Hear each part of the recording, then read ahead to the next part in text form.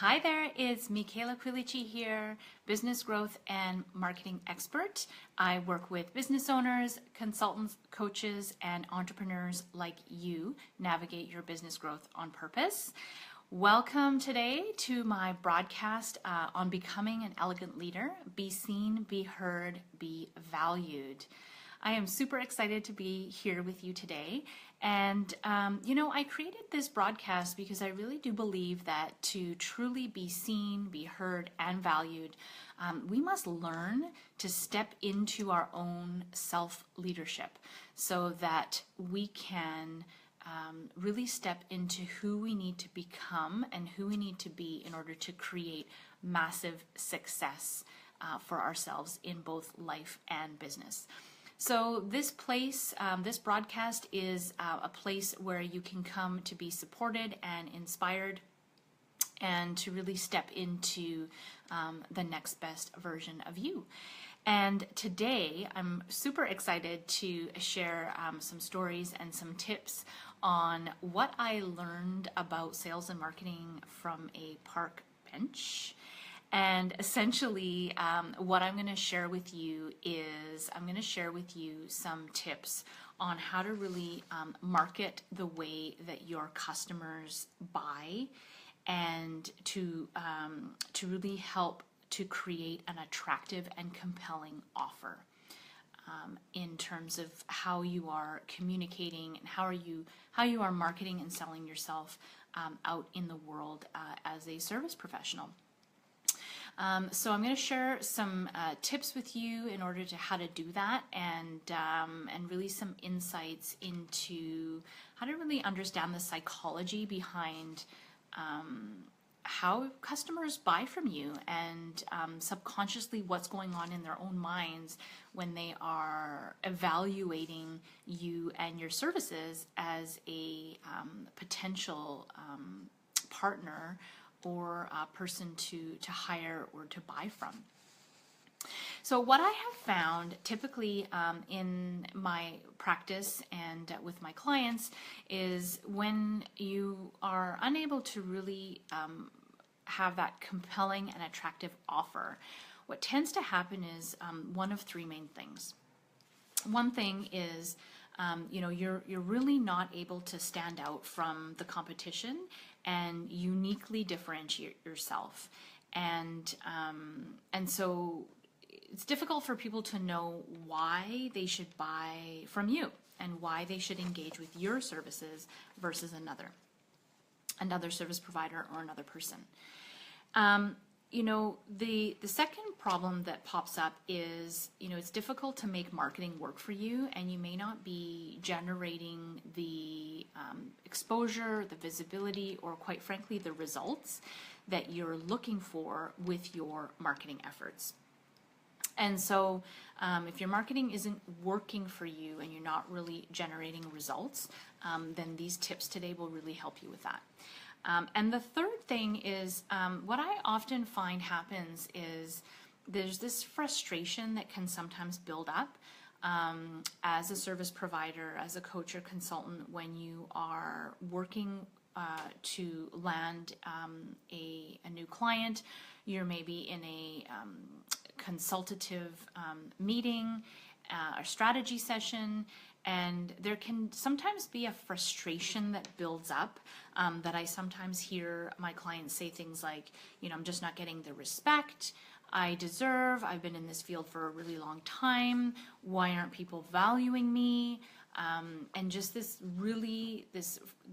pent-up frustration around really not being valued, not being seen, and not being heard for who you really are and for the value that you can bring, and for what you're charging.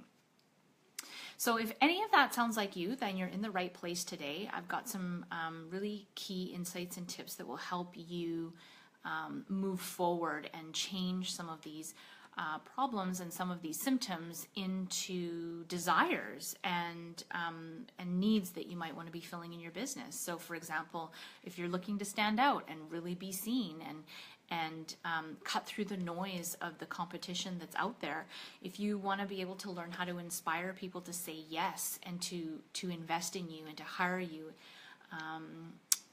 also, if you're looking to get paid better for your services, to really get paid well, and to work with clients who, quite frankly, love you and respect you and are really happy to continue to work with you and to refer you to other people. That is really the ultimate goal here. And so in order to do that, there's some insight and tips that might be supportive for you to really understand how to market the way people buy and how to really stand out. And so I've got a story I want to share with you about this, which is a situation that happened to me a little while ago when I met up with my friend Pauline. Now, Pauline has got some amazing talents and skills, and she's one of my mentors and colleagues and a dear friend. And we meet up from time to time and get together and check in and chat and support one another and find ways of supporting one another. And so Pauline's background is in sales, and my background has been in marketing.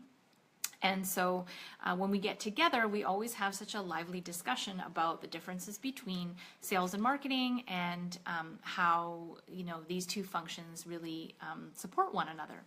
And we always have such a great time. And so this one time that we got together, we decided that we were going to go out for a walk and stop along the way to grab some ice cream.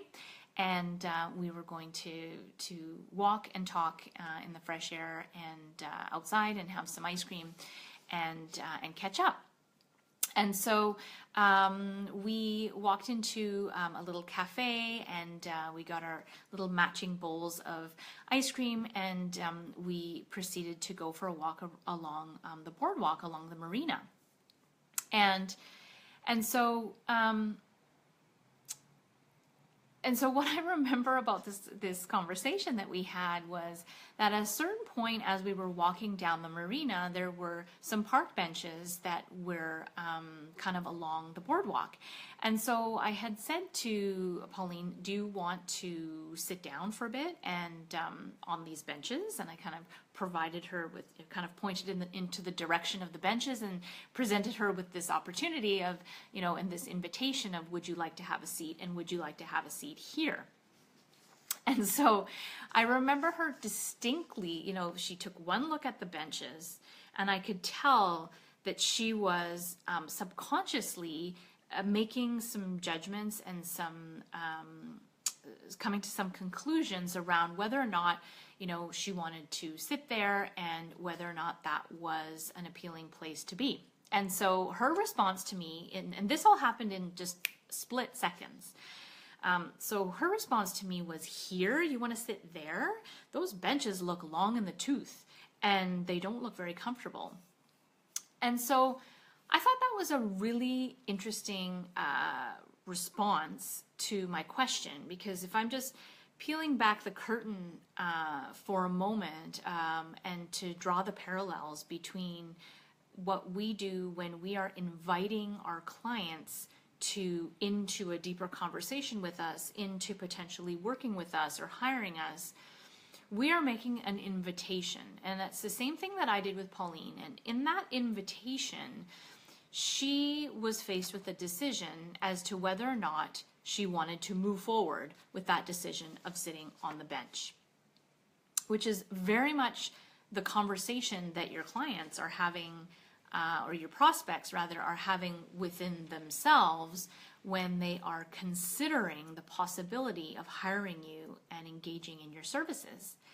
And within those split seconds, they are making judgments. They are coming to conclusions. They are making decisions on an emotional level as to whether or not that is something that feels good to them based on what they are receiving through all of their senses. And so every decision that we make really has the ability to either impact us on a positive or negative way. And the decision to sit on that bench, although it may seem like no big deal, that would have shaped the rest of our experience together as we were chatting and as we were checking in with one another and having a conversation.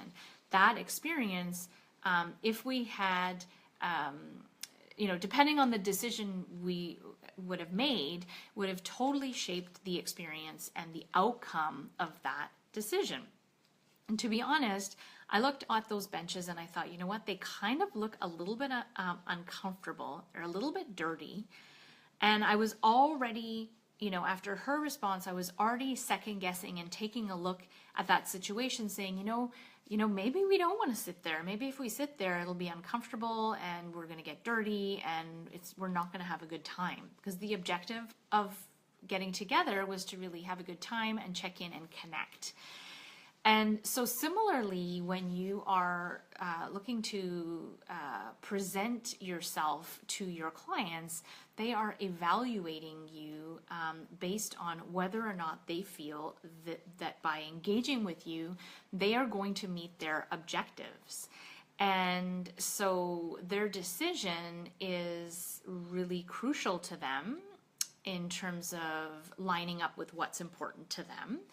And the way you present yourself and the way you are communicating about yourself, that all plays a really, really crucial role in these split-second decisions and evaluations that your prospects are making. And so at this point, it doesn't really matter whether you're in the business of, the park bench business, or you have a coaching or consulting or training practice and you're looking to build your customer base. The philosophy is the same, is that people are going to be evaluating you in many different ways. And so you want to make sure that you are able to influence, impact, and inspire people to really get the information that they need in order to make the best and the most empowered decision for themselves. And so a couple of things that you want to consider are, when you're kind of evaluating how well you're doing in this area, take a look at, is the intention of how your brand is visually, your marketing communication, your elevator pitch, your materials, your, the questions that you're asking when you meet people, how you dress, the tone of your voice, all of these things are being evaluated. And so they all make up parts of that decision-making process that your prospect is going through. So as you're taking a look at these things and kind of looking at them objectively, you want to kind of check in with yourself to see if your intention, the way you're putting yourself out there and the manner in which you're doing that is having the desired impact. Because if it's not, then you can simply take a look at how you might want to tweak what it is that you're already doing to be able to then shift the impact that it's having on other people. The response and the feedback that you get from other people, good or bad or indifferent, doesn't matter. But the response, whatever that response is that you're getting from people, gives you a lot of information and indication as to whether or not what you're doing is being effective or not, or is falling short in some way. So take your cues from that. Do you have a brand image that truly represents who you are and that's aligned to who you are? And are you communicating those words in a customer-focused way where you're really speaking to the needs and the wants and those triggers of the prospect? So people, remember that people buy based on, subconsciously, some subconscious factors of connecting at an emotional level, and they justify their decision with logic afterwards, to validate their buying decision and to really know that they've made the right decision for them.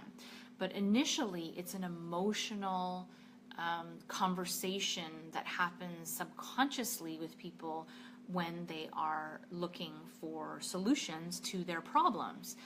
And so, I challenge you, what's one thing that you could be doing differently in order to really appeal to your customers or your potential customers' senses. And so I like to share with you, there's the five senses. And so this is one way that you can kind of evaluate yourself how well you're doing in these areas. And so what's one thing that you can be doing differently in your marketing and your communication and how you're coming across, what you're saying and what you're doing to really appeal to your prospects' five senses. So you want to create an attractive and compelling offer that speaks to each of these senses. So for example, the first one is smell. So what fragrance do you want to create? So if, for example, you're doing a vendor table or a business showcase table, a trade show table, what might you do at your table to create a fragrance that is going to be inviting for people to step into a conversation with you? So one example would be to have maybe some essential oils, a diffuser at the table that's diffusing a lovely scent that's going to attract people in. Maybe you want to have a beautiful bouquet of flowers that is very fragrant. And so think about what might you do to put forward a fragrance that's going to be drawing people in. So here's the thing. I mean, with everything that we do, we're in terms of marketing communications, marketing and sales communications, there's two options, two outcomes. You're either repelling people away with what you're doing, or you're attracting people and drawing people in. And so there's, you can take the cue from what's happening and the feedback you're getting from other people to really see which areas are you repelling and which areas are you attracting, and what you need to do differently to attract people more. So the second sense is sound. So what do you want your tone of voice and your words to sound like? Tone of voice has a huge bearing on the perception that people have about you. And the perception is reality in their minds. And so as an example, if you have a very soft-spoken, a really soft voice, almost like a maternal, giving, nurturing, caregiving way about how you are using your words or the tonality of your voice, that will be perceived as being very soothing and very welcoming and very nurturing. And that perception then leads to the conclusion that that person is very maternal. And that person is perhaps going to take care of you or guide you or fix you or that sort of thing. So if you are a nurse, for example, then maybe that's exactly what you want. You want someone to know that you're going to help them, you're going to fix them, you're going to take care of them, you're going to mother them, and you're going to nurture them. If you are a consultant or a trainer, that is probably not the energy that you want to be putting out there to your prospects.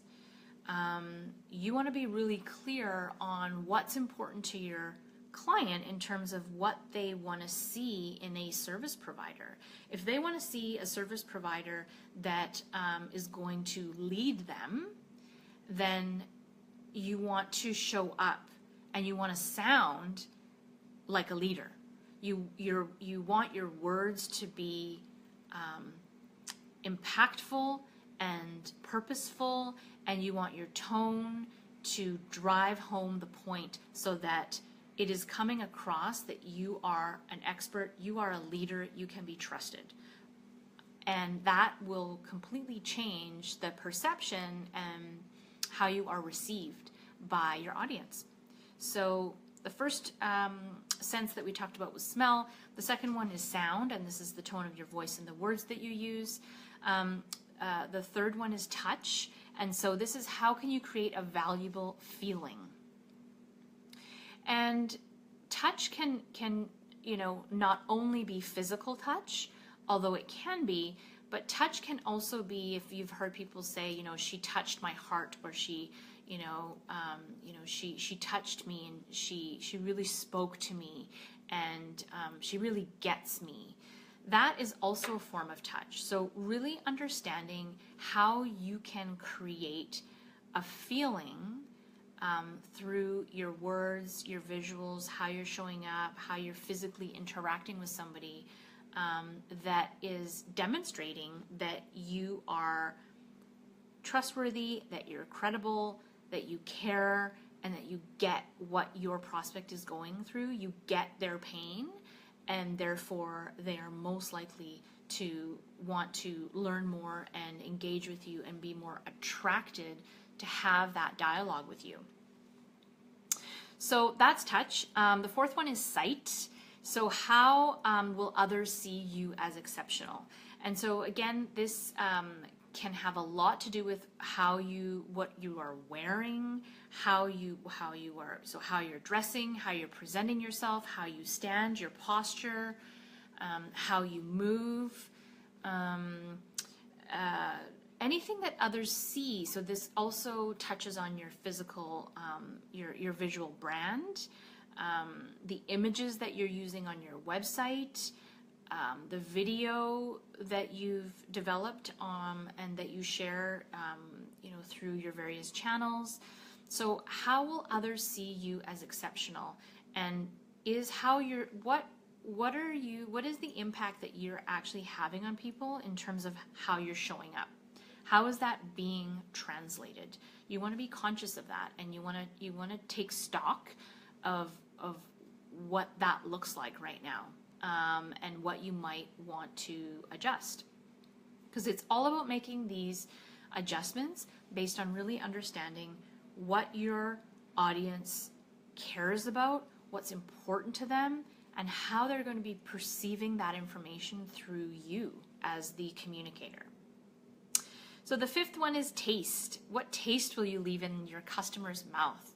And so, this, if you have a product, then you can take this at literal face value, which is, are you creating a product that tastes good? But this I'm more referring to, service professionals and what taste you're leaving in your customer's mouth in terms of your interactions with them. So I know that I've used this expression before in terms of the taste that someone has left in my mouth after I've had a conversation with them, after I've had a service provided by them, and just it's that feeling and it's that taste that you are leaving behind with your prospect or with your customer after you have served them.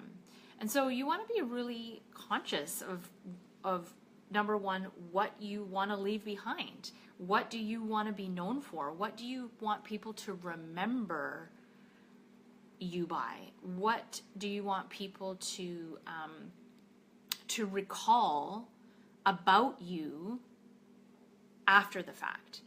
And so again, this is something that can be designed. So like with all of these senses and with all of these questions that I am bringing up for you to consider is really about how you are designing this message that you are communicating to the world. And this message that you're communicating in all the different forms, whether it's non-verbally, verbally, visually, kinesthetically, this is all going to create that package that becomes your marketing and sales and business development communication package. This is your brand. This is your voice. This is your really how you're showing up in the world and what impact that's having on other people as to whether or not they want to open a dialogue with you, whether or not they want to work with you, whether or not they really even understand what it is that you do, whether or not they're going to pay you well for your services, and whether or not they're going to ask you for a discount or strike a deal of some sort to get to pay less. So all of these things have an impact, and so I encourage you to think about, as you evaluate how you're showing up in the world and what you're doing, take a look at and think about some of these questions, just to see where are some adjustments that you might be able to make and to implement right away to start to change the dynamic and change the way people are responding to who you are and what you do. So I hope this has been helpful for you today. If you have any questions or comments, I encourage you to pop them in the comment box below, and I will be sure to pop in and answer those as best that I can. And so just to recap some of the things that we talked about what are some of the things that you can do differently, and talking about how you can create a compelling and attractive offer based on using your 5 senses. And so smell, what fragrance do you want to create with your prospects? Sound, what do you want the sound and tone of your voice to be like and the words to sound like? Touch, how can you create a valuable feeling? How can you touch them physically and figuratively? 4 is sight. How will others see you as exceptional? And the 5th one is taste. What taste will you leave in your customer's mouth? And so again, these can all be things that you design and you craft, and you are very intentional and mindful about in terms of marketing yourself and positioning yourself and packaging yourself in a way that people buy, and in a way that resonates with what's important to your audience. That is the key. That is really the key, is to understand your audience and how to speak to them in a way that they understand. So thank you for watching. That's it for me today. If you have found this information useful or insightful, I encourage you to share this video with your colleagues, with your clients, and with your friends. And any business owners you feel could use some help in really standing out and be seen and be heard, and be more compelling with their prospects and inspire their prospects to turn into customers. So, really my purpose is to ignite you into your own awareness so that you can really show up as the leader that you need to be in order to grow your business and navigate your business to the next level of growth. So I dare you to be visible, and I dare you to express that potential that you have and your brilliance. The world is waiting for what you have to offer, and so my only question is, what are you waiting for? Thanks for watching, and I'll see you next time. Bye-bye.